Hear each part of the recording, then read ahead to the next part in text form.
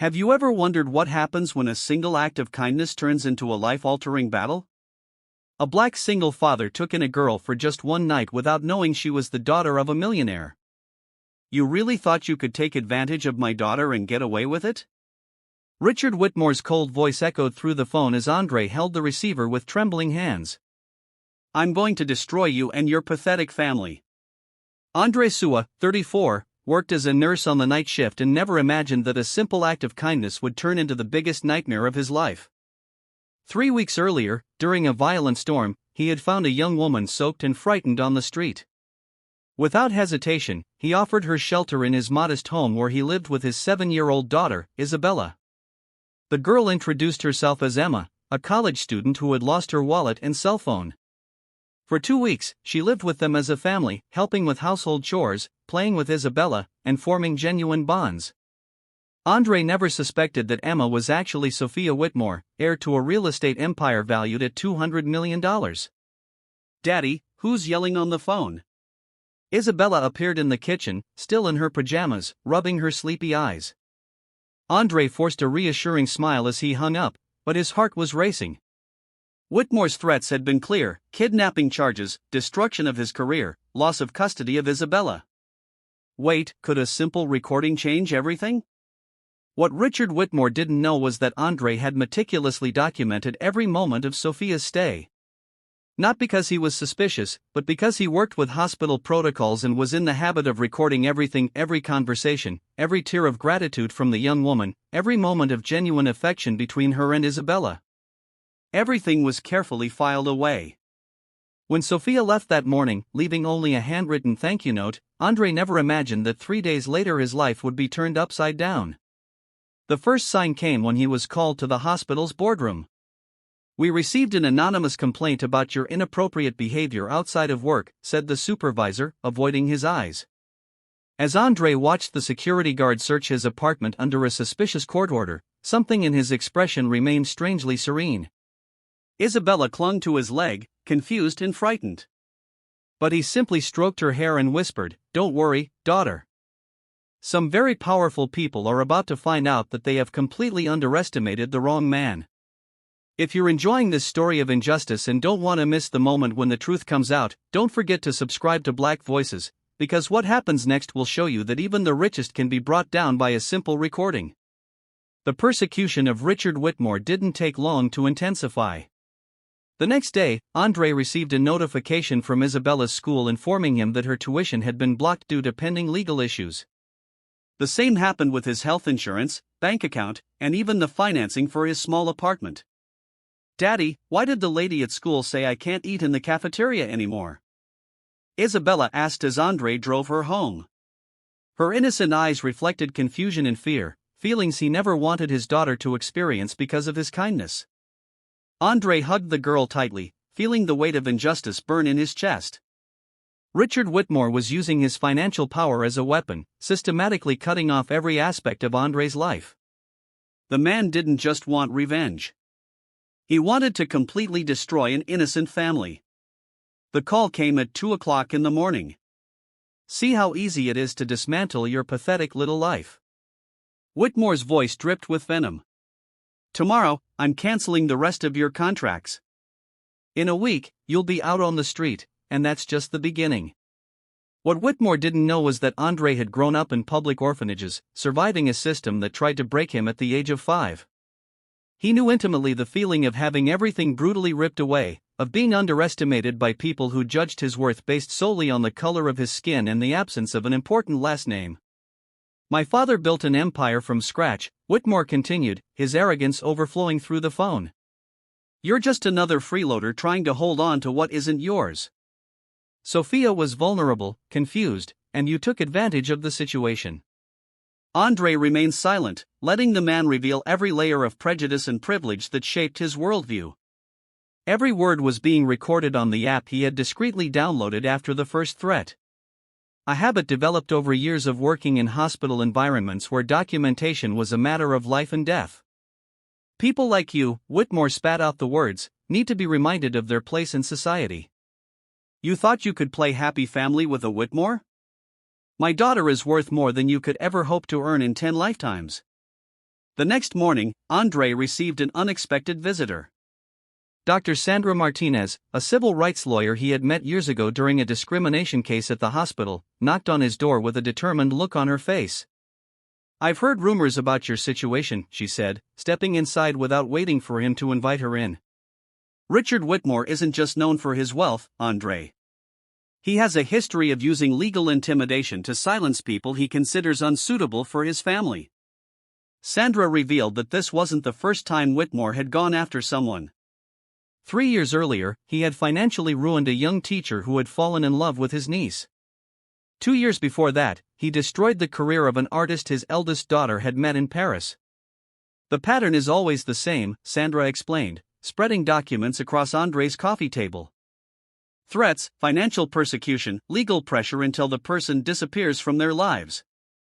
And it always works because his victims are ordinary people without the resources to fight back." Andre looked at the papers, then at his daughter playing quietly in the corner of the room, clearly sensing the tension in the air. Something in his expression changed, not to despair or fear, but to a cold determination that Sandra recognized immediately. "He doesn't know who he's messing with," Andre muttered. A small spark of something dangerous flashing in his eyes. People like Whitmore live in such privileged bubbles that they forget there are other kinds of power besides money. While Richard Whitmore quietly celebrated what he believed to be another easy victory against an inferior family, Andre discreetly opened a folder on his computer. 2 years of meticulous documentation of every moment Sophia had spent in his home. Every tear of gratitude, every genuine smile exchanged with Isabella. A story completely different from the version his billionaire father had constructed in his prejudiced mind. Each new threat only strengthened something inside him that his oppressors couldn't see.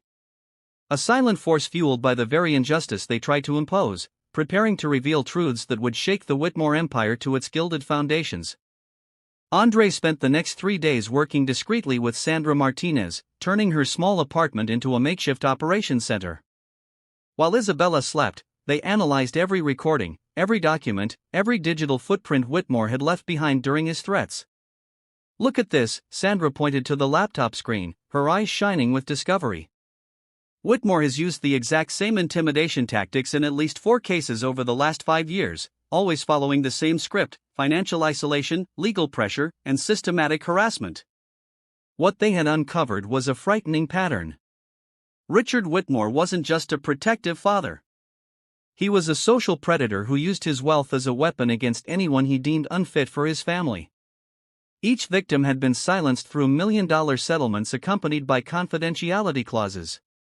"But this time, he made a mistake," Andre muttered, reviewing the recordings of the threatening calls. "He assumed I would be another easy victim, that I would cave in at the first sign of pressure." Will Andre's courage finally bring down a corrupt empire? Whitmore's persecution intensified dramatically. The next morning, Andre discovered that his professional license had been temporarily suspended due to a mysterious ethical investigation. His bank account was frozen for suspicious activity, and his apartment landlord received an anonymous call about troublesome tenants. "Daddy, why were those men taking pictures of our house?" Isabella asked while clinging to his leg. Andre had noticed the private investigators circling the block, documenting his every move, every person who visited his home. But Richard Whitmore had completely underestimated who he was dealing with. Andre wasn't just a dedicated nurse. He had grown up navigating complex welfare systems, learning from a young age to meticulously document every official interaction. His experience with hospital protocols had turned this skill into a silent weapon. "He's trying to break me financially before any legal proceedings," Andre explained to Sandra during one of their evening meetings. "But his every move is being recorded, every threat documented. He's building our case against himself." Sandra smiled with growing admiration. "You realize we have enough material, not just for criminal charges, but for a civil suit that could cost him millions?" The decisive moment came when Andre received a direct call from Sophia, the first since she had left. Her voice was heavy with tears and despair. "Andre, I need to talk to you. My father is saying horrible things about you and Isabella. He's planning something terrible." She paused, clearly fighting for words. "He's hired people to plant evidence in your house." Andre felt his blood run cold, but his voice remained calm. Sophia, are you okay? Where are you now? I'm hiding in his office.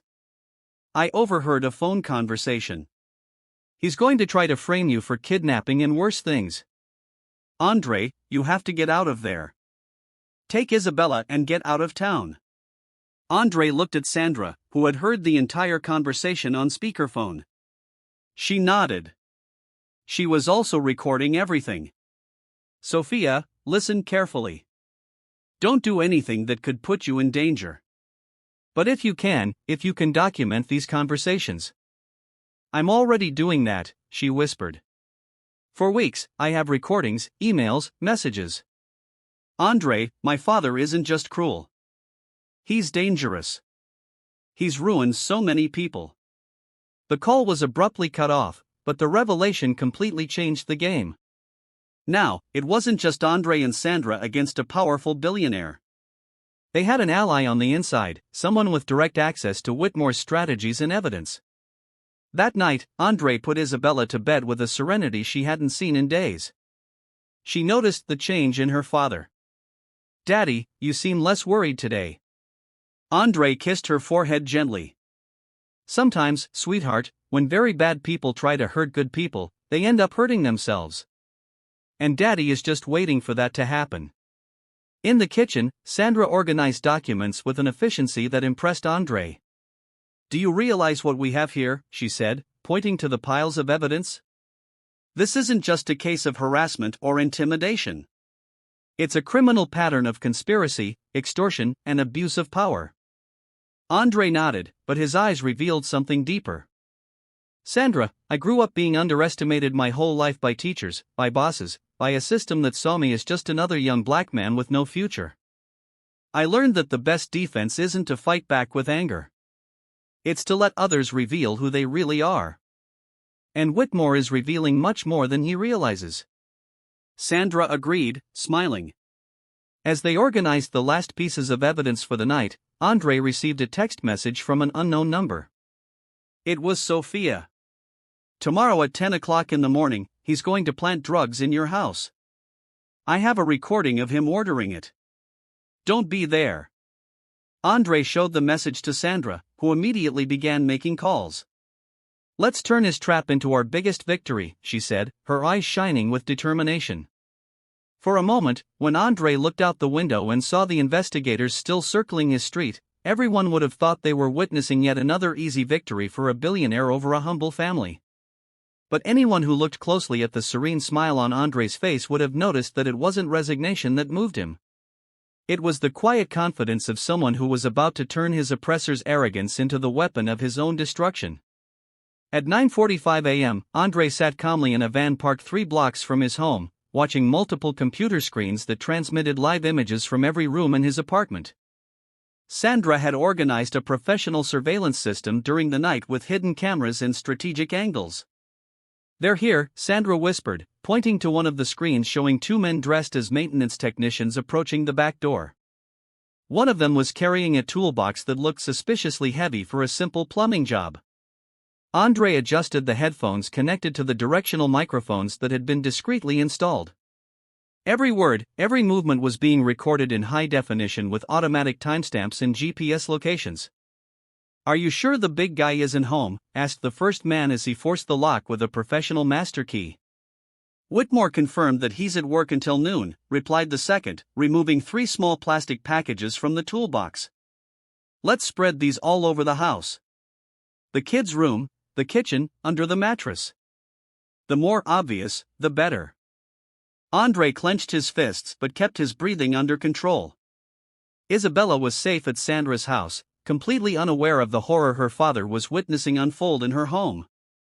At 10:05, exactly as Sophia had predicted, Richard Whitmore called the local police station directly.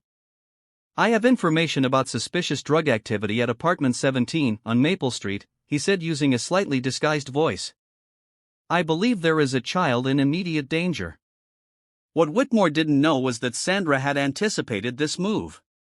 Through her contacts in the judicial system, she had discreetly alerted the Department of Internal Affairs about a possible evidence planting operation involving a local billionaire. When the police arrived at Andre's apartment, they didn't just find the planted drugs. They also found the two technicians still on the scene, an active security camera streaming everything live to civil rights lawyers, and crystal-clear audio recordings of Richard Whitmore coordinating the entire operation. "Mr. Whitmore," Detective Morrison said on the phone, his voice laden with a professional coldness that made the billionaire immediately realize that something had gone wrong. "We need to talk now." Whitmore's first reaction was to try to use his usual influence. "Detective, I believe there's been a misunderstanding. I'm Richard Whitmore of Whitmore Holdings. Perhaps we should schedule a meeting through my attorneys." "Mr. Whitmore," Morrison interrupted him. "You are under formal investigation for conspiracy, planting evidence, attempted framing of an innocent person, and a list of other charges that your attorneys can explain in detail. I suggest you come voluntarily." Meanwhile, across town, Andre watched in real time as the empire Whitmore had used as a weapon against innocent families was meticulously dismantled. Sandra had coordinated a multi-pronged operation that went far beyond simple defense. "The recordings of the threatening phone calls have already been sent to the district attorney's office," Sandra explained, showing a checklist on her tablet. "The financial documents Sophia provided us revealed 3 other identical cases in the last 5 years. And best of all," Sandra smiled, opening a new screen, "the media already has everything. Channel 7 News, The Tribune, even the Washington Herald. The story will be on all networks." At 6 o'clock, Andre watched the images of Whitmore being escorted out of his corporate building by federal agents. The man who had terrorized his family for weeks now walked with his head bowed, surrounded by reporters and cameras. His arrogance transformed into palpable despair. Andre's phone rang. It was Sophia. Her voice choked but relieved. "Andre, I did it. I have recordings of at least 10 calls where he plans to destroy innocent people. I have emails, bank transfers, everything. Sophia, are you safe?" Andre asked, genuinely concerned for the young woman who had risked everything to expose her own father's crimes. "I'm moving to my aunt's house in Seattle," she replied. "But before I go, I wanted you to know that those 2 weeks at your house were the first time in my life I felt like I was part of a real family. Isabella is lucky to have you as a father." At 6 o'clock in the evening, Andre was at home with Isabella watching the news while they prepared dinner together. The top story showed Richard Whitmore being indicted on multiple federal charges. "Billionaire businessman arrested for conspiracy and systematic persecution of vulnerable families," announced the anchor. "Documents obtained exclusively by our station reveal a pattern of abuse of power that spans more than a decade." Isabella looked at her father, confused. "Daddy, is that the man who is being mean to us?" Andre turned off the television and knelt down to his daughter's height. "Yes, sweetheart. But now he can't hurt our family or any other family anymore." "How did you know everything would turn out okay?" Isabella asked with the innocent curiosity of a 7-year-old. Andre smiled, thinking of all the nights he had spent awake documenting every threat, every move Whitmore had made, patiently building the case that had just destroyed a corrupt empire. "Sometimes, daughter, when very bad people try to hurt good people, they end up hurting themselves. Daddy, just help that happen a little faster." That night, after Isabella fell asleep, Andre received a call from Dr. Martinez. "Andre, do you have any idea what you've done? Whitmore didn't just lose his company. The board voted unanimously to remove him. His accounts have been frozen pending a federal investigation, and 3 other families he had persecuted are filing $1 million civil suits." Andre looked out the window of his small apartment, the same place where it had all begun when he took in a frightened young girl during a storm.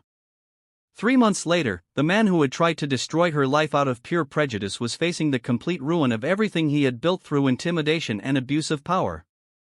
But the real victory was not Whitmore's downfall. It was the fact that Andre had protected his daughter, preserved his dignity, and proven that justice knows no color, social class, or bank account. It only requires courage, intelligence, and an absolute refusal to accept that injustice is inevitable. While Richard Whitmore spent his first night in a cell, reflecting on how he had completely underestimated a black nurse from the suburbs, Andre kissed Isabella's forehead and silently planned the next steps in their lives. Because when the storm passes, It's time to rebuild everything even stronger than before. 6 months after the collapse of the Whitmore empire, Andre Soua was sitting in his new office. No longer the small apartment where it had all begun, but a large, bright space that reflected a complete transformation in his circumstances. The desk in front of him was covered with contracts, job offers, and invitations to speak at universities across the country. "Dad, did you see it's in the paper again?" Isabella came running in holding the morning edition of the Tribune. The headline read, "Nurse who stood up to corrupt billionaire opens Civil Rights Institute." His daughter, now 8 years old, had blossomed in recent months, her natural confidence and joy completely restored after the dark period of persecution. Andre smiled, taking the paper and looking at the photo showing the facade of the Andre Soua Institute for Social Justice, an organization he had founded with the millions in damages he had won from Whitmore and donations from supporters around the world. What had begun as a simple personal defense had turned into a national movement against corporate abuse of power. "Dr. Martinez is here," Isabella announced, pointing to Sandra walking down the hall with a stack of documents. The lawyer had become not only his partner at the institute, but one of the most respected civil rights advocates in the country after the Whitmore case. "Andre, we have news about our friend," Sandra said, sitting down at the table with an expression of contained satisfaction. "Richard Whitmore was officially declared bankrupt yesterday.